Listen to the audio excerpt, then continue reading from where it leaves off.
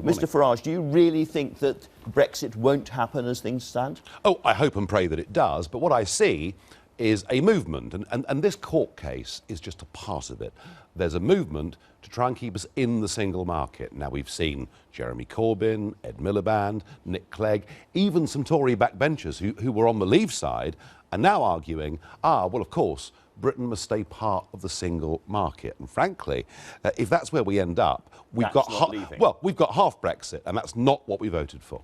You've said this week that you don't any longer trust the independence of the judges. That seems a very hardline thing to say, a bit Trumpy, if I may say. Isn't it? I mean, isn't it ever? But then you look at Lord Justice Thomas, and you see that actually he was the founding member of a body seeking to integrate law at an EU level. Surely with that background, he should have absented himself from this particular case. So do you think that when it comes to the Supreme Court, we shouldn't trust the Supreme Court not to be politically biased in this decision? Is that what you're saying? I'm afraid that the reach of the European Union into the upper echelons of society in this country makes it quite difficult for us to trust the judgments. And I mean, look, if you were on a jury, you would have to say, I have a vested interest in this case, I can't sit on this jury. I'd like the same thing to happen. But given that all law has involved European law, that would virtually rule out all judges. And I just put it to you that these are professionals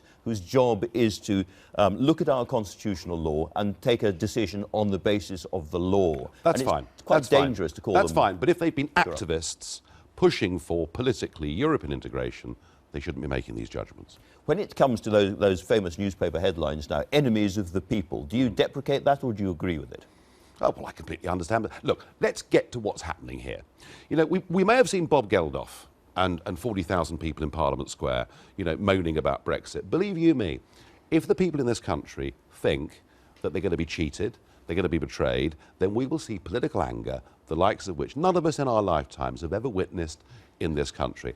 Those newspaper headlines are reflecting that. There's going to be a real danger of disturbance in the streets and so on if Brexit is thwarted by Parliament. Yeah, I think that's right. And I mean, I heard you talking to Gina Miller earlier about the nasty things that have been said about her. I mean, believe you me, I've had years of this. I've had years of hate mobs, taxpayer-funded hate mobs, chasing me around Britain. The temperature of this is very, very high. Now, I'm going to say to everybody watching this who was on the Brexit side, let's try and get even. Let's have peaceful protest, and let's make sure in any form of election we don't support people who want to overturn this process. Now, you mentioned election. We've got a by-election coming up in Lincolnshire. Yeah. The Conservatives are almost bound, I'd have thought, to choose a kind of fairly hard Brexit candidate. In those circumstances, what is the role of UKIP? Well, the point about UKIP is that we have to make sure this actually happens, and history is littered with politicians making big promises and not delivering. In fact, I can remember when she was Home Secretary, Theresa May making big promises about what she would do with immigration numbers and failing at every turn.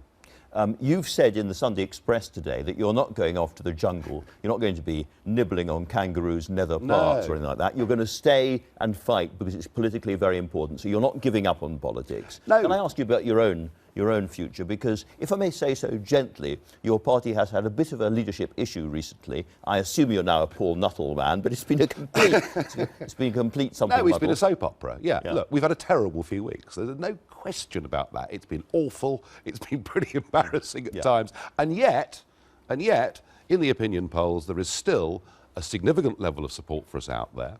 And I think... Can you see circumstances in which, before Brexit actually happens, you come back to lead UKIP? No, I've had enough of party politics. I'm sick of it. I'm interested in politics, interested in issues, keen to go on campaigning, but party politics, preparing a party for national elections every year, finished.